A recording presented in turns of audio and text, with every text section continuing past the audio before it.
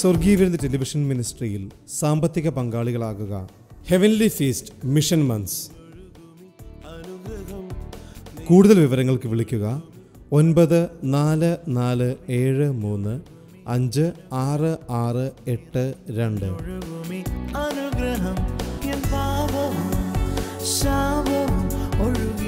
വരൂ, യേശുവിനായി സുവിശേഷത്തിനായി വിതറാം, വാരി വിതയ്ക്കാം.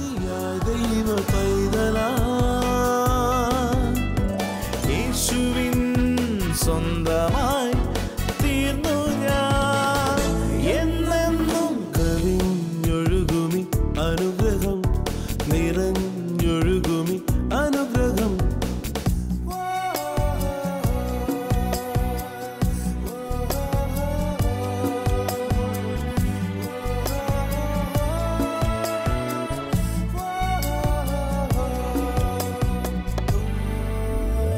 പാടുമെൻ്റെ നാഥനായി നവകീർത്തനം ഇനി എന്നുമേ, നിറയുന്ന ഹൃദയമാകെ നന്ദിയാ. കവിഞ്ഞൊഴുകുന്ന അനുഗ്രഹത്തിലേക്ക് വീണ്ടും സ്വാഗതം. പ്രിയപ്പെട്ടവരെ, കർത്താവിൻ്റെ ദാസൻ തോമസ് കുട്ടി ബ്രദർ പറഞ്ഞ ആ മനോഹരമായ സന്ദേശത്തിൻ്റെ അടുത്ത ഭാഗമാണ് ഇന്ന് നമ്മൾ കേൾക്കാൻ പോകുന്നത്. ഇന്നലെ കേട്ട സന്ദേശം നിങ്ങൾക്ക് ഏറ്റവും അനുഗ്രഹമായി എന്ന് ഞാൻ വിശ്വസിക്കുന്നു. ഇന്നലെ ഒരുപാട് രോഗികളെ കർത്താവ് സൗഖ്യമാക്കി. കർത്താവിൻ്റെ വലിയ വീര്യപ്രവൃത്തികൾ ശരീരങ്ങളിൽ വെളിപ്പെടുത്തപ്പെട്ടു, ഭവനങ്ങളിൽ അത് വെളിപ്പെട്ടു വന്നു. സാമ്പത്തികമായി സമൃദ്ധി, വിടുതൽ അനുഭവിച്ച വ്യക്തികൾ ഇന്നലെ കേട്ടു. അതുപോലെ തന്നെ ഇന്നും അത് കർത്താവ് ചെയ്യാൻ പോവുക. കർത്താവിന് ഒരു മാറ്റവുമില്ലല്ലോ. ഇന്നത്തെ ആ സന്ദേശം നിങ്ങൾക്ക് ഏറ്റവും അനുഗ്രഹമായിരിക്കും. ഇന്നലത്തെ ബാക്കിയാണ്, അത് നമുക്ക് കേൾക്കാം. കർത്താവ് നിങ്ങളെ ധാരാളമായിട്ട് അനുഗ്രഹിക്കട്ടെ. പ്രാർത്ഥനാപൂർവ്വം ഈ സന്ദേശത്തിലേക്ക് നമുക്ക് പ്രവേശിക്കാം. ഒരു നാടിനെ മുഴുവൻ നാളുകളായി ബന്ധനത്തിലാഴ്ത്തിക്കൊണ്ടിരുന്ന, ഒരു നാടിനെ മുഴുവൻ കണ്ണുകുരുടാക്കി ബന്ധിച്ചുകൊണ്ടിരുന്ന ഒരു ശക്തി, അതിനെതിരെ ഒത്തിരി നേരം ജാഗരിച്ച് പ്രാർത്ഥിക്കുമെന്ന് വേണ്ട, നീ അങ്ങോട്ട് ചെന്നാ മതി.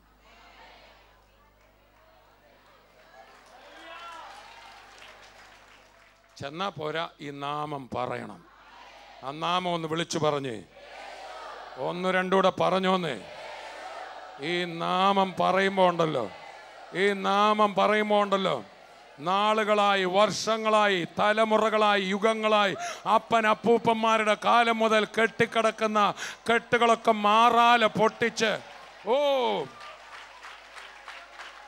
യെസ്, ദേശത്തെ തകർത്ത, മദ്യപാനത്തിൽ തകർത്ത, നിരാശയിൽ തകർത്ത, കൊലപാതകത്തിൽ തകർത്ത, ഭയത്തിൽ തകർത്തു വെച്ചിരുന്ന പൈശാചിക ബന്ധനങ്ങൾ യേശുവിൻ്റെ നാമം കേൾക്കുമ്പോൾ, ഒരു അടച്ചിട്ടിരിക്കുന്ന മുറിക്കകത്ത്, ഇരുട്ട് നിറഞ്ഞ മുറിക്കകത്ത് വെട്ടുകാലിയും നരിച്ചീറും ഒക്കെ കൂടുവെച്ച് അതിനകത്ത് പാർക്കുമ്പോൾ, ഒരു കതക് തുറന്ന് വെട്ടം വരുമ്പോൾ ഇതൊക്കെ എങ്ങനെ ഓടിപ്പോവോ അതുപോലെ ആയിരിക്കും ദൈവമക്കൾ ചെല്ലുമ്പോൾ സാത്താൻ്റെ പ്രവൃത്തികൾ വിട്ടുപോകുന്നു. ഒരു പാരമ്പര്യ ശക്തിയും നിന്നിൽ നിൽക്കത്തില്ല. നിനക്കെതിരെ ഉണ്ടാക്കിയ ഒരു ആയുധവും ഫലിക്കത്തില്ല. തലമുറയായി നിന്റെ ഭവനത്തിൽ നിന്നതൊന്നും ഇനി നിൽക്കത്തില്ല. ദൈവരാജ്യവും യേശുവിൻ്റെ നാമവും വിളിച്ചു പറ. ദൈവരാജ്യവും യേശുവിൻ്റെ നാമവും ഒന്ന് വിളിച്ചു പറഞ്ഞേ, ഉറക്കെ പറ. ദൈവരാജ്യവും യേശുവിൻ്റെ നാമത്തെയും അറിയിക്കുന്ന ഫിലിപ്പോസ് എന്നല്ല, ഞാൻ പറയും തോമസ് വന്നപ്പോൾ നിങ്ങളുടെ പേര് കൂട്ടി നിങ്ങൾ പറ. ദൈവരാജ്യത്തെയും യേശു ക്രിസ്തുവിൻ്റെ നാമത്തെയും പറയുന്ന, എന്താ പറയുന്നത്, തോമസ് വന്നപ്പോൾ, ആമേൻ. നിങ്ങളുടെ പേര് പറഞ്ഞ ജുബിൻ വന്നപ്പോൾ, അല്ലെങ്കിൽ ദിലീപ് വന്നപ്പോൾ, അല്ലെങ്കിൽ ബേബി വന്നപ്പോൾ, അല്ലെങ്കിൽ ഓരോരുത്തരുടെയും പേര് പറഞ്ഞ് വന്നപ്പോൾ എന്ത് സംഭവിച്ചു? നിന്റെ ഭവനത്തിന്റെ തലമുറയായ കെട്ടുകൾ. അതിന് പകരം പലപ്പോഴും ദൈവമക്കൾ പറയുന്നത് ഞങ്ങളുടെ വീട്ടുകാർക്കേ ഉള്ളതാ. ഇത് പറയാനല്ല നിന്നെ വിളിച്ചു. ഞങ്ങളുടെ വീട്ടുകാർക്കെല്ലാം ഈ പ്രായം ആകുമ്പോൾ ഈ അസുഖം വന്നുകൊണ്ടിരുന്ന, എനിക്കും ഏകദേശം പ്രായമായി. അതിനകത്തേക്ക് ഏണി ചാരി കൊടുക്കാതെ അതിന് പകരം ക്രിസ്തുവിലേക്ക് നീ വന്നതോടെ സംഭവം എല്ലാം മാറുക. ഇതുവരെയുള്ള കഥ മാറുക. ശീമോന്റെ കഥ മാറുക. ആ കാലഘട്ടം കഴിഞ്ഞു സഹോദര. നിന്റെ വീടിന് ആ കാലഘട്ടം കഴിഞ്ഞു. എന്നെ കേൾക്കുന്ന മുഴുവൻ പേരോട് ഞാൻ പറയാം, യേശുവിന്റെ നാമവുമായി നീ ആ ഭവനത്തിൽ വന്നതോടെ ആ കാലഘട്ടം കഴിഞ്ഞു. പുതിയൊരു കാലഘട്ടം തുടങ്ങിയിരിക്കുക. യേശുവിന്റെ നാമത്തെയും വായിച്ചേ ബ്രദർ, യേശുവിന്റെ ദൈവരാജ്യത്തെയും എന്നാൽ ദൈവരാജ്യത്തെയും യേശുക്രിസ്തുവിന്റെ നാമത്തെയും കുറിച്ചുള്ള സുവിശേഷം അറിയിക്കുന്ന ഫിലിപ്പോസിനെ അവർ വിശ്വസിച്ചപ്പോൾ യേശുവിനെ വിശ്വസിച്ചെന്നല്ല എഴുതിയിരിക്കുന്ന, പിന്നെ അങ്ങനെ ഒരു വിശ്വാസം കൂടെ ഉണ്ട്. ആമേൻ, സ്തോത്രം. നിങ്ങളൊക്കെ ഇവിടെ വന്നപ്പോൾ കർത്താവിൽ വിശ്വസിച്ച പോലെ തന്നെ ഞങ്ങളിലും കൂടെ ഒരു വിശ്വാസം ഉറപ്പിച്ചിട്ടുണ്ട്. അത് ഞങ്ങൾക്കറിയാം. അതുപോലെ ഇവിടെ ഇരിക്കുന്ന ഓരോരുത്തരെയും കുറെ പേര് നോക്കുന്നുണ്ട്. യെസ്, അതെ, കാരണം നിങ്ങളിലൂടെയാണ് അവർ കർത്താവിനെ അറിഞ്ഞു. ആമേൻ. ദൈവരാജ്യത്തെയും യേശുക്രിസ്തുവിന്റെ നാമത്തെയും കുറിച്ചുള്ള സുവിശേഷം അറിയിക്കുന്ന ഫിലിപ്പോസിനെ അവർ വിശ്വസിച്ചപ്പോൾ പുരുഷന്മാരും സ്ത്രീകളും സ്നാനമേറ്റു. ശീമോൻ താനും വിശ്വസിച്ച് സ്നാനമേറ്റ്. ഈ ആഭിചാരകനായ മന്ത്രവാദിയായ ശീമോൻ താനും വിശ്വസിച്ച് സ്നാനമേറ്റ് ഫിലിപ്പോസിനോട് ചേർന്ന് നിന്നു. അടുത്ത വാക്യം, വലിയ വീര്യപ്രവർത്തികളും അടയാളങ്ങളും നടക്കുന്നത് കണ്ട് ഭ്രമിച്ചു. ആ പട്ടണത്തിൽ വലിയ വീര്യപ്രവർത്തികളും അടയാളങ്ങൾ നടക്കുന്നത് ഈ ശീമോനും കണ്ടു. താൻ ഭ്രമിച്ചു. ഈ പുള്ളി എന്ത് ചെയ്തുകൊണ്ടിരുന്ന? ഭ്രമിപ്പിച്ചുകൊണ്ടിരുന്ന പലരും ഭ്രമിക്കാൻ പോവാ. ഇന്ത്യയിൽ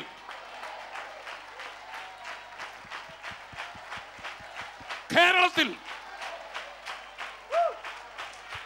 ഇന്ത്യയിൽ, ലോകരാജ്യങ്ങളിൽ ഭ്രമിപ്പിക്കുന്ന വാർത്ത മാത്രം പരത്തിയവർ സുവിശേഷം പറയാൻ പോവാ. സുവിശേഷം പോലെ ഒരു വാർത്ത വേറെയില്ല. യേശുവിന്റെ നാമം പോലെ വേറൊരു നാമമില്ല. ഈ നാമം എത്ര അത്ഭുതകരമായ നാമമാ. അടുത്ത വാക്യം വായിക്കാം. അവൻ താനും വിശ്വസിച്ചു, അവൻ ഭ്രമിച്ചു. അനന്തരം യെരൂശലേമിലുള്ള അപ്പോസ്തലന്മാർ ശമര്യർ ദൈവവചനം കൈക്കൊണ്ടു എന്ന് കേട്ട് പത്രോസിനെയും യോഹന്നാനെയും അവരുടെ അടുക്കൽ അയച്ചു. അവർ ചെന്ന് അവർക്ക് പരിശുദ്ധാത്മാവ് ലഭിക്കേണ്ടതിന് അവർക്കായി പ്രാർത്ഥിച്ചു. അന്ന് വരെ അവരിൽ ആരുടെ മേലും ആത്മാവ് വന്നിരുന്നില്ല. അവർ കർത്താവായ യേശുവിന്റെ നാമത്തിൽ സ്നാനമേറ്റിരുന്നതേ ഉള്ളൂ. അവർ അവരുടെ മേൽ കൈവച്ചപ്പോൾ അവർക്ക് പരിശുദ്ധാത്മാവ് ലഭിച്ചു. അപ്പോസ്തലന്മാർ കൈവച്ചപ്പോൾ ഇവർ പരിശുദ്ധാത്മാവ് ലഭിച്ചത് വായിച്ചോ. അപ്പോസ്തലന്മാർ കൈവച്ചതിനാൽ പരിശുദ്ധാത്മാവ് ലഭിച്ചത് ശീമോൻ കണ്ടാറേ. അപ്പൊ പരിശുദ്ധാത്മാവ് ഇവിടെ ലഭിക്കുന്നു എന്ന് പറയുന്നത് കാണാവുന്ന ഒന്നാണ്. ഇവരെല്ലാം പരിശുദ്ധാത്മാവരുടെ ഉള്ളിൽ വന്നുകൊണ്ടാണല്ലോ യേശുവിൽ വിശ്വസിച്ചത്. പക്ഷെ പരിശുദ്ധാത്മാ അഭിഷേകം, നിറവ് കാണാവുന്നതാണ്. കേൾക്കാൻ അവിടെ ഉണ്ടായിരിക്കും. നിങ്ങൾ കാണുകയും കേൾക്കുകയും ചെയ്യുന്നതിനെ പകർന്നു തന്ന അത് ബാഹ്യ പ്രകടനം ഉണ്ടായിരിക്കും. പുതുഭാഷകളായിരിക്കും, ചിലപ്പോൾ പ്രവചനമായിരിക്കും, ചിലപ്പോൾ ആത്മാവിൽ നിറയുകയായിരിക്കും, ആള് മാറുകയായിരിക്കും. ആത്മാവ് നിന്റെ മേൽ വന്നാൽ കാണാനുണ്ട്. നാട്ടുകാർക്ക് കാണാനുണ്ട്. പെന്തക്കോസ്താളിൽ പറയണ കാണാനും കേൾക്കാനുമുണ്ട്. പരിശുദ്ധാത്മാവ് വന്നൊരു വീടുണ്ടല്ലോ, നാട്ടുകാർക്ക് കാണാനും കേൾക്കാനും. പരിശുദ്ധാത്മാവ് വരുന്നതിന് മുമ്പ് നാട്ടുകാർക്ക് കാണാനും കേൾക്കാനും ഉണ്ടായിരുന്നു ഒത്തിരി കാര്യങ്ങൾ. ഹല്ലേലൂയ. അവിടുന്ന് കേട്ടുകൊണ്ടിരുന്ന ഭാഷകൾ വളരെ വിചിത്രമായിരുന്നു. അവിടുന്ന് കേട്ടുകൊണ്ടിരുന്ന കരച്ചിലുകളും വേദനകളും ഞരക്കങ്ങളും വഴക്കുകളും അലോഹ്യങ്ങളും ഉണ്ടായിരുന്നിടത്ത് ഇപ്പോൾ അവിടെ സ്തുതിയും സ്തോത്രവും വിടുതലും അത്ഭുതവും പ്രവചനവും ദൂതുകളും രോഗസൗഖ്യങ്ങളും ഭൂതങ്ങൾ ഇറങ്ങുന്നതും എന്ന് വേണ്ട കാണാനും കേൾക്കാനുമുണ്ട്. ഹല്ലേലൂയ. കാണാനും കേൾക്കാനുമുണ്ട്. ഇവിടെ നമ്മൾ വായിക്കുന്നു, പരിശുദ്ധാത്മാവ് ലഭിക്കുന്നത് ശീമോൻ കണ്ടാറേ. പത്രോസ് കൈവെക്കുക, ജനം ആത്മാവിൽ നിറയുക. ഇതാര് കണ്ടു? ശീമോൻ കണ്ടു. ശീമോൻ കണ്ടാറേ അവർക്ക് ദ്രവ്യം കൊണ്ടുവന്നു. ആർക്ക്? പത്രോസിനൊക്കെ പൈസ കൊണ്ടുവന്നു. ഞാൻ ഒരുത്തൻ്റെ മേൽ കൈവച്ചാൽ അവന് പരിശുദ്ധാത്മാവ് ലഭിപ്പാൻ തക്കവണ്ണം ഈ അധികാരം എനിക്കും തരണം എന്ന് പറഞ്ഞു. പുള്ളി കൈക്കൂലിയുടെ ആളാണ്. ഇദ്ദേഹം എന്ത് ചെയ്യാണ്? ആത്മീയ കാര്യങ്ങൾ പോലും എങ്ങനെ പുള്ളിക്ക് നേടണം എനിക്കറിയത്തില്ല. കേരളത്തിൽ നിന്നെങ്ങാനും പോയതാണോ? ഏത് കാര്യത്തിനും എന്തോ കൊടുക്കുകയാണ്, കൈക്കൂലി കൊടുത്ത് പഠിച്ചു പോയി. അങ്ങനെ എന്ത് ചെയ്തു? ഇദ്ദേഹം ഓർത്ത് പരിശുദ്ധാത്മാഭിഷേകം എങ്ങനെ കിട്ടുമായിരിക്കും. അതിന് പത്രോസ് പറയുന്നൊരു വാക്ക് എല്ലാ ക്രൈസ്തവരും അറിഞ്ഞിരിക്കണം. ഒന്ന് വായിച്ചേ. പത്രോസ് അവനോട് ദൈവത്തിന്റെ ദാനം പണത്തിന് വാങ്ങിക്കൊള്ളാമെന്ന് നീ നിരൂപിച്ചോ? രക്ഷ ദൈവത്തിന്റെ ദാനമാണ്. രോഗശാന്തി ദൈവത്തിന്റെ ദാനമാ. പാപമോചനം ദാനമാ. സൗജന്യ ദാനമാ. ചേർന്ന് കർത്താവിനെ സ്തുതിക്കാം. പാപമോചനത്തിന് പൈസ വേണ്ട, രോഗസൗഖ്യത്തിന് പൈസ വേണ്ട, സുവിശേഷത്തിന് പൈസ വേണ്ട. യേശു പറഞ്ഞു, സൗജന്യമായി ഞാൻ നിങ്ങൾക്ക് തന്നു, നിങ്ങളതെങ്ങനെ കൊടുക്കണം? പത്രോസ് ഈ ശിമോനോട് പറഞ്ഞു, ദൈവത്തിന്റെ ദാനം നീ പണത്തിന് വാങ്ങാമെന്ന് വിചാരിച്ചു. സ്തോത്രം. പണത്തിന് രക്ഷ വാങ്ങാൻ ഒക്കുവോ? ഒരു മനുഷ്യന്റെ ആത്മാവിന്റെ രക്ഷ ഈ ഭൂമിയിലും വിലപ്പെട്ടതല്ലേ? ഈ ലോകത്തിലെ ഏറ്റവും വലിയ കോടീശ്വരൻ നോക്കിയാലും തൻ്റെ ആത്മാവിൻ്റെ രക്ഷയ്ക്ക് ഒരു മൂലയ്ക്ക് കൊണ്ട് വെക്കാൻ ഒക്കത്തില്ല. അതിന് വില കൊടുത്തത് യേശുവാ. ആമേൻ.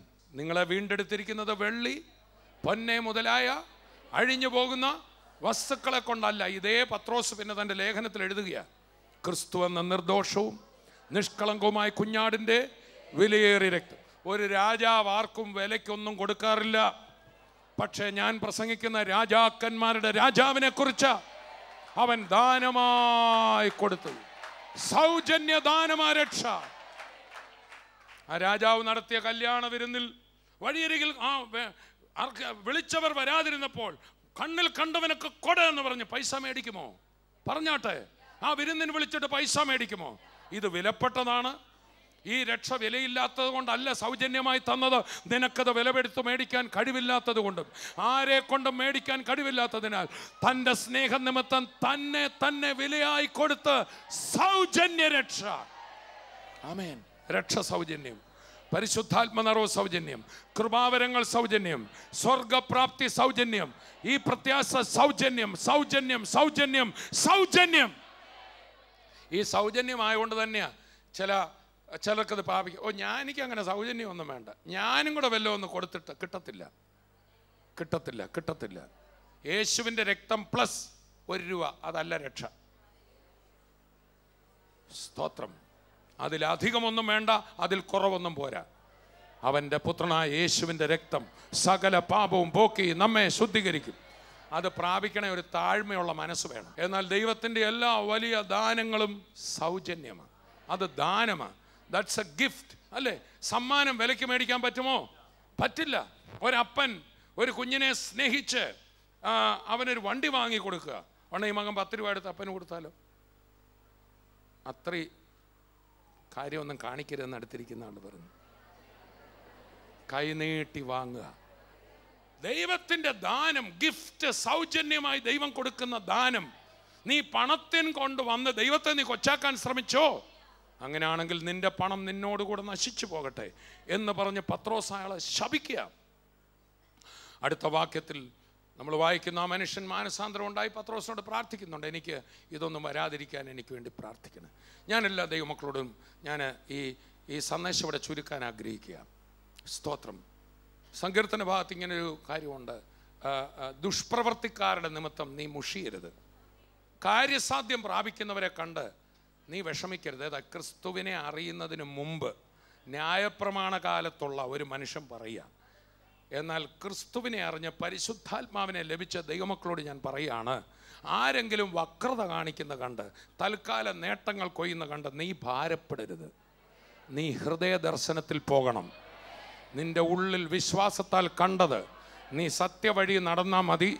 വക്രതയും കോട്ടവുമുള്ള തലമുറയുടെ നടുവിൽ ആ നിന്ദ്യരും പരമാർത്ഥികളും ദൈവത്തിൻ്റെ നിഷ്കളങ്ക മക്കളുമായി ലോകത്തിൽ ഇരുട്ടിൽ വെളിച്ചങ്ങളായി ശോഭിച്ചേ. ചിലരൊക്കെ പറയും, നീ മണ്ടനാ, നിനക്ക് മിടുക്കില്ലേ, നീ അവിടെ താന്നിരിക്കേണ്ട ആവശ്യമുണ്ടോ എന്നൊക്കെ ചോദിക്കും. പക്ഷെ ഉള്ളിലെ ദർശനത്തിൽ നിന്ന ദൈവ പൈതലെ നീ ഒരിക്കലും ലജ്ജിക്കത്തില്ല.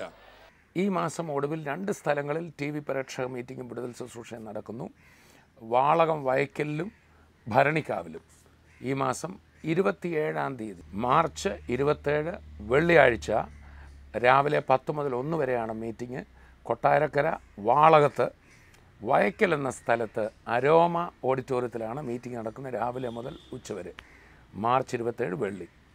മാർച്ച് 28-ാം തീയതി ശനിയാഴ്ച രാവിലെ 10 മുതൽ 1 വരെ ഭരണിക്കാവിലാണ് TV പ്രേക്ഷക മീറ്റിംഗും വിടുതൽ ശുശ്രൂഷയും നടക്കുന്നത്. മാർച്ച് 28 വെള്ളി ശാസ്താംകോട്ടയ്ക്ക് സമീപം ഭരണിക്കാവിൽ തറവാട് ഓഡിറ്റോറിയത്തിൽ ശനിയാഴ്ച രാവിലെ 10 മുതൽ ഉച്ചയ്ക്ക് 1 മണി വരെ TV പ്രേക്ഷക മീറ്റിംഗ് വിടുതൽ ശുശ്രൂഷയും. 2 സ്ഥലത്തും എന്നെ കേൾക്കുന്നവർ ശുശ്രൂഷയ്ക്കായി കടന്നു വരണം. ലോകമെങ്ങും കേൾക്കുന്നവർ ഈ മീറ്റിങ്ങുകൾക്കായിട്ട് പ്രാർത്ഥിക്കണം. TV പ്രേക്ഷക സംഗമവും വിടുതൽ ശുശ്രൂഷയും കൊട്ടാരക്കരയ്ക്ക് സമീപം വാളകത്ത് മാർച്ച് 27 വെള്ളി രാവിലെ 10 മണിക്ക് അരോമ ഓഡിറ്റോറിയം വയക്കൽ. TV പ്രേക്ഷക സംഗമവും വിടുതൽ ശുശ്രൂഷയും ശാസ്താംകോട്ടയ്ക്ക് സമീപം ഭരണിക്കാവിൽ മാർച്ച് 28 ശനി. ശുശ്രൂഷകൾ രാവിലെ 10 തറവാട് ഓഡിറ്റോറിയം. 73-ാം സങ്കീർത്തനത്തിൽ പഴയ നിയമത്തിൽ നമ്മൾ വായിക്കുന്നുണ്ട്, ന്യായപ്രമാണപ്രകാരം നടന്ന ഒരു മനുഷ്യൻ ആസാഫ്. യേശുവിനെ അറിഞ്ഞില്ല, പരിശുദ്ധാത്മാവിൻ്റെ നടത്തിപ്പ് എനിക്ക് ലഭിച്ചില്ല, ന്യായപ്രമാണപ്രകാരം നടന്നൊരു മനുഷ്യൻ. ആ മനുഷ്യൻ ദൈവത്തെ അറിഞ്ഞതും ദൈവവഴി വന്നതും കുഴപ്പമായി പോയോ എന്ന് തനിക്ക് തന്നെ ഒരു ചിന്ത വന്നൊരു സമയമുണ്ട്. ശ്രദ്ധിക്കണേ, ചിലപ്പോൾ വിശ്വാസികളും ജഡത്തിലാകുമ്പോൾ ചിന്ത വരാം. ജഡത്തിലാകാതെ ആത്മാവിലാകുക. അതുകൊണ്ടാണ് കൊരിന്ത്യരിൽ ഒരു കൂട്ടം വിശ്വാസികൾ ആത്മീയരായില്ല. അവരിപ്പോഴും ഏതായിരുന്നു?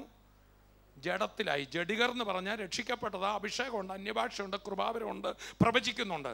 പക്ഷേ ജഡികമായി ചിന്തിക്കുക. അവിടെ പറയണ ജഡികർ എന്ന് പറഞ്ഞാൽ ക്രിസ്തുവിൽ ശിശുക്കൾ, ആത്മീയ വളർച്ചയില്ല. അപ്പോൾ ലോകത്തിലെ കാര്യങ്ങളെ അവർക്ക് വിവേചിക്കാനൊക്കത്തില്ല. Praise the Lord. ചിലർ കാര്യസാധ്യം പ്രാപിക്കുന്ന കണ്ടപ്പോൾ അയ്യോ ഞാനും ഇങ്ങനെ ചെയ്താലോ? ചെയ്യണ്ട. നീ ആത്മീയനാണെങ്കിൽ ആത്മീയൻ സകലത്തെയും വിവേചിക്കണം. ചില കാര്യങ്ങൾ താമസിച്ചോ? വിവേചിക്കണം. ചിലത് നീ നന്മ ചെയ്തിട്ടും പ്രതികൂലമായിട്ടാണോ കണ്ടത്? ഭാരപ്പെടരുത്, ആത്മീയമായി വിവേചിക്കണം. അപ്പോൾ നിനക്ക് മനസ്സിലാകും ഇതെനിക്ക് നന്മയ്ക്കായിട്ട് കൂടി വ്യാപരിക്കും.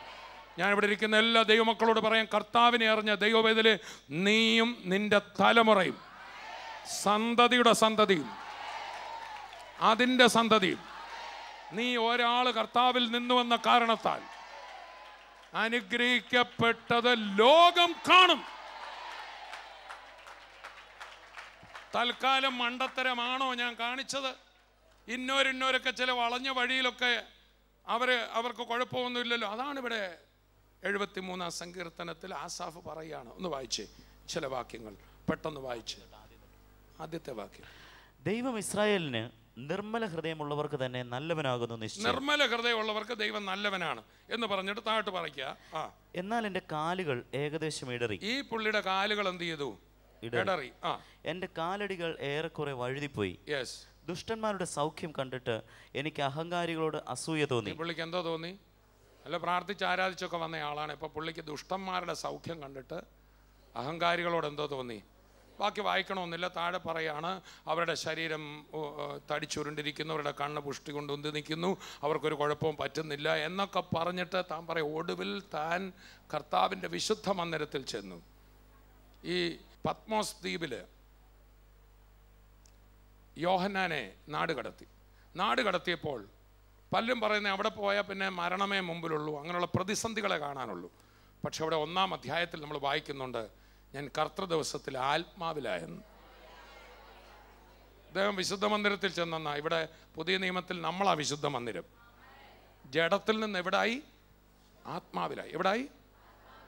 ആ ഭാഗം നമുക്ക് വായിക്കാം. ആത്മാവിൽ നടക്കണം. 12 പേരോട് പറഞ്ഞ ആത്മാവിൽ. ഇവിടെ ഈ മനുഷ്യൻ ഒടുവിൽ ഇവിടെ ചെന്ന് യഹോവയുടെ വിശുദ്ധ മന്ദിരത്തിൽ ചെന്നു. പഴയ നിയമകാലം അവർക്ക് ആത്മീയ മരണം എവിടെ ചെല്ലണം? ആലയത്തിൽ ചെല്ലണം. വിശുദ്ധ മന്ദിരത്തിൽ ചെന്നപ്പോൾ താഴെ വായിക്കുന്നില്ല, ഞാൻ തന്നെ പറയാം. അപ്പോൾ അദ്ദേഹത്തിന് മനസ്സിലായി ഈ പറയുന്ന വക്രതയിൽ നടക്കുന്നവർ അവർ വഴുവഴുപ്പിൽ നിൽക്കുന്നു. അവർ വലിയ കാര്യമായിട്ടാണ് നിൽക്കുന്നത്. പക്ഷേ എവിടെ നിൽക്കുന്നത്? നിങ്ങൾ ലോകത്ത് നോക്കൂ. ഇത് ഞാൻ പറയണ്ട, നിങ്ങൾ ലോകത്ത് നോക്കൂ. വക്രതമായിട്ടും ലോകത്തിൻ്റെ വഴിയിലും ഒക്കെ പോയവർ നിൽക്കുമ്പോൾ ഭയങ്കരമായിട്ട് നിൽക്കുന്നെന്ന് തോന്നും, പക്ഷെ വഴുവഴുപ്പിലാണ് നിൽക്കുന്നത്. ഒടുവിൽ തനിക്ക് മനസ്സിലായി, ഓ വാസ്തവത്തിൽ ഈ കർത്താവിനെ ആശ്രയിച്ചതാണല്ലോ എൻ്റെ അനുഗ്രഹം. വെളിപ്പാട് പുസ്തകം 1-ാം അധ്യായത്തിൽ നമ്മൾ വായിക്കുന്നു, 1-ന്റെ-10-ാം വാക്യം വായിക്കപ്പെടുന്ന ശ്രദ്ധിക്കാം. താൻ ദൈവവചനം നിമിത്തം പത്മോസ് എന്ന ദ്വീപിൽ ആയിരുന്നു. കർത്തൃദിവസത്തിൽ ഞാൻ ആത്മവിവശനായി. അവിടെ കർത്തൃദിവസത്തിൽ ഞാൻ, അവിടെ ഇംഗ്ലീഷിലിരിക്കുന്ന I was in the spirit on the Lord's day. വാസ്തവത്തിൽ നമ്മൾ എപ്പോഴും ആത്മാവിലായിരിക്കണം. അതല്ലേ എഫേസ്യർ 5:18 വായിക്കുന്നു, ആത്മാവ് നിറഞ്ഞവരായി സങ്കീർത്തനങ്ങളാലും അവർക്ക് അത് വന്നു, ഇവർക്ക് ഇത് കിട്ടിയെന്ന് പറഞ്ഞ് മുഖം വേർപ്പിച്ച് നടക്കാതെ ഒന്ന് കൈ കൊടുത്ത് പറഞ്ഞാൽ അസൂയയുടെ മുഖമൊക്കെ ഒന്ന് മാറ്റിക്കുക എന്ന് പറഞ്ഞു. ആത്മീയൻ സകലത്തെയും വിവേചിക്കുന്നു, അവൻ്റെ ഹൃദയം തുറന്നായിരിക്കുന്നത്. Praise the Lord.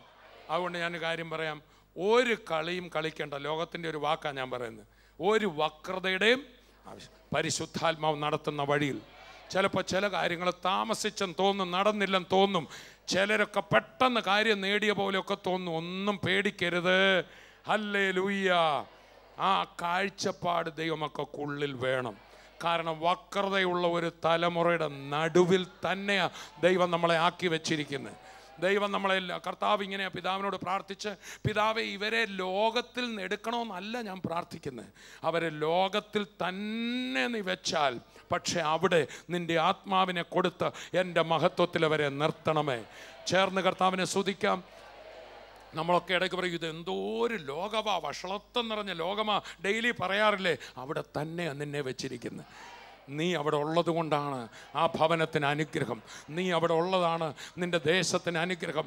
നിൻ്റെ വാർഡിൽ നീ ഒരാളെ കർത്താവിലുള്ളോ, നീ ഒരാളുള്ളതാണ് ആ വാർഡിന് അനുഗ്രഹം. 276 പേരുമായി തകർച്ച സംഭവിച്ചുകൊണ്ടിരിക്കുന്ന കപ്പലിൽ പൗലൂസ് എന്ന ഒരു വ്യക്തി കർത്താവിൻ്റെ സന്നിധിയിൽ മുട്ടുകുത്താനുണ്ടായിരുന്നുകൊണ്ട് ആ കപ്പലിനെ വിടുവിച്ച കർത്താവ്, നീ ഒരാൾ നിമിത്തം വക്രതയും കോട്ടവുമുള്ള തലമുറയുടെ നടുവിൽ, നീ ആയിരിക്കുന്ന ക്ലാസ്സിൽ, നീ ആയിരിക്കുന്ന കോളേജിൽ സ്വർഗം മുഴുവൻ നിന്റെ കൂടെയാണെന്ന് മറക്കരുത്. നീ ആയിരിക്കുന്ന പത്മോസിൽ സ്വർഗം നിന്റെ കൂടെ ഇറങ്ങിയിരിക്കുക. കർത്തൃദിവസത്തിൽ ഞാൻ ആത്മാവിവശനായി. എല്ലാവരും പറഞ്ഞു കാണും, ഈ യോഹന്നാൻ മണ്ടന, ഇദ്ദേഹം കണ്ടോ നാട് കടത്തപ്പെട്ടോ, അവിടെ പോയി ഇങ്ങനെ ബുദ്ധി കാണിച്ചില്ലെന്നൊക്കെ പറഞ്ഞു കാണും. പക്ഷേ താൻ ആത്മാവിലായപ്പോൾ എന്താ? വായിച്ചാട്ടെ. കർത്തൃദിവസത്തിൽ ഞാൻ ആത്മവിവശനായി. നീ കാണുന്നത് ഒരു പുസ്തകത്തിൽ എഴുതി എഫെസോസ് താൻ കണ്ടത് എന്താന്ന് താഴെ ഉണ്ട്. എന്താണെന്നറിയോ? അഗ്നിജാലയ്ക്കൊത്ത കണ്ണുള്ളവൻ, വെള്ളോട്ടിന് സദൃശമായ കാലുള്ളവൻ. ഹല്ലേലൂയ. കർത്താവായ യേശു തൻ്റെ പുറകിൽ നിൽക്കുന്നു. താൻ തിരിഞ്ഞപ്പോൾ കണ്ടെന്ന് എഴുതിയിരിക്കുന്നു. അപ്പോൾ അതുവരെ ആത്മാവിലാകുന്നതിന് മുമ്പ് എന്തൊക്കെയോ പ്രതിസന്ധികളിലേക്കാണ് തിരിഞ്ഞിരുന്നത്. സ്തോത്രം. ഹലോ. നമ്മളൊക്കെ ഇതുപോലെ ചിലതിനെയൊക്കെ കണ്ടിങ്ങനെ അന്താളിച്ച് നിൽക്കുക. ഒന്ന് കൈ കൊടുത്ത് പറഞ്ഞ് അവിടെ അല്ലേ യേശു, പുറകോട്ട് തിരിഞ്ഞ് നോക്കാൻ പറഞ്ഞു. ആത്മാവിലായി സ്തോത്രം. പ്രതിസന്ധികളിലേക്ക് തിരിഞ്ഞിരിക്കുക, പത്രത്തിലേക്ക് തിരിഞ്ഞിരിക്കുക. അവിടെ വാർത്ത, ഇവിടെ പ്രശ്നം. അവിടെ അല്ല യേശു. നിന്റെ കൂടെ നിനക്കൊന്നും സംഭവിക്കാതിരിക്കാൻ നിന്റെ പുറകിലായി. സ്തോത്രം. ഇനി അങ്ങോട്ടൊന്ന് തിരിഞ്ഞ് യേശുവിലേക്ക് തിരിയാമെങ്കിൽ ഇതെല്ലാം നിന്റെ പുറകിലാവും. ഹലോ. എങ്ങോട്ട് തിരിഞ്ഞാൽ മതി? ഇതുവരെ പ്രശ്നങ്ങളും പ്രതികൂലങ്ങളും അവർ പറഞ്ഞു ഇവർ പറഞ്ഞുമല്ല, മുമ്പിലും യേശു എവിടെയായിരുന്നു? ഇപ്പം ഞാൻ യേശുവിലേക്ക് തിരിഞ്ഞപ്പോഴോ, രക്ഷകൻ, അത്ഭുതവാൻ, നടത്തുന്നവൻ, എൻ്റെ മുമ്പിൽ എഴുതുക എന്ന് പറഞ്ഞവൻ, വരാൻ പറഞ്ഞവൻ. പിന്നെ നിങ്ങൾ വെളിപ്പാട് പുസ്തകം കൊണ്ട് വായിച്ച പിന്നെ ഒരു ടൂറാണ്. സ്വിറ്റ്സർലൻഡിലേക്കല്ല, ഇവിടെ കയറി വരുവിൻ, ഞാൻ നിനക്ക് കാണിച്ചു തരാം 24 മൂപ്പന്മാരും സ്വർഗീയ സംഭവങ്ങളും ഈ ലോകത്തിന് സംഭവിക്കാൻ പോകുന്നതും രാജ്യങ്ങളിൽ സംഭവിക്കാൻ പോകുന്നു. ആ പത്മോസ് ദ്വീപിൽ ഇരുന്നു കൊണ്ട് യൂറോപ്പിലേക്കും ലോക രാജ്യങ്ങളിലേക്കും സ്വർഗത്തിലേക്കും ഒക്കെ മിനിറ്റ് വെച്ച് ടൂർ നടത്തി അത്ഭുതകരമായി നടത്തിയെങ്കിൽ ദൈവത്തിന്റെ പൈതലേ, ഒരു പ്രതിസന്ധിയും നിന്നെ തൊടത്തില്ല. ആത്മ കണ്ണ് തുറന്ന് കർത്താവിൽ കണ്ടേ ചേർന്ന് കർത്താവിനെ സ്തുതിക്കാം. ഈ സന്ദേശം നിങ്ങൾക്ക് ഏറ്റവും അനുഗ്രഹമായി എന്ന് ഞാൻ വിശ്വസിക്കുക. ഒരുപാട് രോഗികൾ ഈ സന്ദേശം കേൾക്കുമ്പോൾ തന്നെ സൗഖ്യമായി എന്ന് ഞാൻ വിശ്വസിക്കുന്നു. കാരണം വളരെ ദൈവവചനം പ്രസ്താവിക്കപ്പെടുമ്പോൾ വലിയ അത്ഭുത വീര്യ പ്രവൃത്തികൾ നടക്കും. എന്നാലും നമുക്ക് ഒരിക്കൽ കൂടെ പ്രാർത്ഥിക്കാം. കർത്താവിൻ്റെ ജീവൻ നമ്മുടെ ഉള്ളിൽ വന്ന് നിറയുമ്പോൾ വലിയ അത്ഭുതങ്ങളാണ് നമ്മുടെ ജീവിതത്തിൽ കർത്താവ് നടത്തുന്നത്. ഒരു നിമിഷം ആ കണ്ണുകളെ നടച്ചാട്ടെ, നമുക്ക് പ്രാർത്ഥിക്കാം. പ്രിയ പിതാവെ, ഞങ്ങളങ്ങേ സ്തുതിക്കുന്നു. യേശുവിൻ്റെ നാമത്തിൽ കർത്താവെ, ഇന്ന് എന്നെ കേൾക്കുന്ന പ്രിയപ്പെട്ടവർക്ക് വേണ്ടി പ്രാർത്ഥിക്കുമ്പോൾ അവരിലെ രോഗികളെ ഇപ്പോൾ തന്നെ അവിടുന്ന് സൗഖ്യമാക്കണം. കക്ഷത്തിൽ മുഴയായിട്ട് ഭാരപ്പെടുന്ന വ്യക്തികളുണ്ട്. യേശുവിൻ്റെ നാമത്തിൽ ഇപ്പോൾ തന്നെ ആ മുഴകൾ അപ്രത്യക്ഷമാകട്ടെ. അതുപോലെ തന്നെ സ്കോളിയോസിസ്, നട്ടലിൻ്റെ വളവ് മൂലം പ്രയാസം അനുഭവിക്കുന്ന വ്യക്തികൾ, പ്രത്യേകിച്ച് ചെറുപ്പക്കാരായിട്ടുള്ള വ്യക്തികൾ എന്നെ കേൾക്കുന്നു. യേശുവിൻ്റെ നാമത്തിൽ ഇപ്പോൾ തന്നെ ആ വളഞ്ഞ നട്ടെല്ല് നിവർന്നു വരട്ടെ. ഈ നിമിഷം തന്നെ അവർ സൗഖ്യമാകട്ടെ. കർത്താവെ, അവിടുന്ന് സൗഖ്യം നൽകിയിരിക്കാൻ നന്ദി പറയുന്നു. കർത്താവെ, ഇന്ന് സാമ്പത്തികമായി തകർച്ച അനുഭവിക്കുന്ന വ്യക്തികൾ എന്നെ കേൾക്കുന്നു. സാമ്പത്തിക വിടുതലുണ്ടാകട്ടെ. വിസയ്ക്ക് വേണ്ടി കാത്തിരിക്കുന്ന വ്യക്തികളുണ്ട്. ആ വിസയുടെ തടസ്സങ്ങൾ മാറി വിസ വേഗത്തിൽ വരട്ടെ. വിദേശത്തുള്ള ജോലിയെ ഞാൻ വിളിച്ചു വരുത്തുക. അനുഗ്രഹിക്കപ്പെട്ട ജോലി കർത്താവെ പ്രിയപ്പെട്ടവർക്ക് നൽകുന്നതിനായി നന്ദി പറയുന്നു. അനുഗ്രഹിക്കുന്ന എല്ലാ നന്മകൾ കൊണ്ടും നിറയ്ക്കണം. യേശുവിൻ്റെ നാമത്തിൽ ഞാൻ പ്രാർത്ഥിക്കുന്നു. പ്രാർത്ഥന കേട്ടതിനായി നന്ദി. യേശുവിൻ്റെ നാമത്തിൽ തന്നെ ആമേൻ, ആമേൻ. ഇപ്പോൾ തന്നെ ചെക്ക് ചെയ്ത് നോക്കിയോ, ആ നട്ടെല്ലാം നിവർന്നു കഴിഞ്ഞു. നിങ്ങളുടെ ശരീരത്തിൻ്റെ പോസ്ചർ നേരെ ആയിട്ടുണ്ട്. ആ സൗഖ്യം, ആ മുഴ അപ്രത്യക്ഷമായി കഴിഞ്ഞു. ആ സൗഖ്യം തിരിച്ചറിഞ്ഞാൽ ഉടനെ തന്നെ താഴെ കാണുന്ന നമ്പറിൽ വിളിച്ചറിയിക്കണം. നിങ്ങളുടെ സാക്ഷ്യം കേൾക്കുവാൻ ഞങ്ങൾക്ക് വലിയ സന്തോഷമാണ്. അത് ഞങ്ങൾക്ക് വലിയ ഊർജ്ജമാണ്. അതുകൊണ്ട് വിളിച്ചു പറയാൻ മടിക്കരുത്. കൂടാതെ നിങ്ങൾക്ക് എന്തെങ്കിലും പ്രാർത്ഥനാ സഹായം ആവശ്യമുണ്ടെങ്കിൽ ഈ നമ്പറിൽ വിളിക്കാൻ മടിക്കരുത്. നിങ്ങൾക്ക് വേണ്ടി ഞങ്ങൾക്ക് പ്രാർത്ഥിക്കാൻ സന്തോഷമാണുള്ളത്. കർത്താവ് നിങ്ങളെല്ലാവരെയും ധാരാളമായിട്ട് അനുഗ്രഹിക്കട്ടെ. നാളെ ഇതേ സമയത്ത് നമുക്ക് വീണ്ടും കാണാം. അതുവരെയും കർത്താവ് നിങ്ങളെ ഓരോരുത്തരെയും തൻ്റെ കൃപയിൽ സൂക്ഷിക്കട്ടെ. നിങ്ങളെല്ലാവരെയും ഞാൻ യേശുക്രിസ്തുവിൻ്റെ നാമത്തിൽ അനുഗ്രഹിക്കുന്നു. സ്വർഗീയ വിരുന്ന് ടെലിവിഷൻ മിനിസ്ട്രിയിൽ സാമ്പത്തിക പങ്കാളികളാകുക. Heavenly feast mission months. കൂടുതൽ വിവരങ്ങൾക്ക് വിളിക്കുക 9447356682.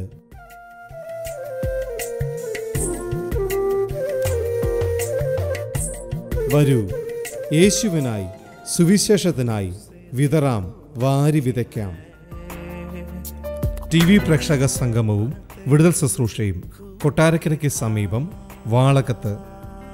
മാർച്ച് 27 വെള്ളി രാവിലെ 10 മണിക്ക്. Aroma auditorium, Vayakkal. TV പ്രേക്ഷക സംഗമവും വിടുതൽ ശുശ്രൂഷയും ശാസ്താംകോട്ടയ്ക്ക് സമീപം ഭരണിക്കാവിൽ. മാർച്ച് 28 ശനി. ശുശ്രൂഷകൾ രാവിലെ 10-ന്. തറവാട് ഓഡിറ്റോറിയം.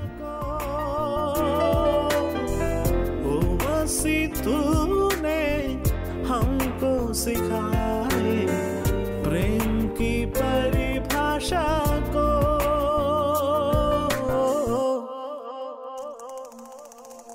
प्रेम का सागर है तू, चांदी का राजकुमार है तू। चरणों में आकर हाथ उठाकर करते हैं तेरे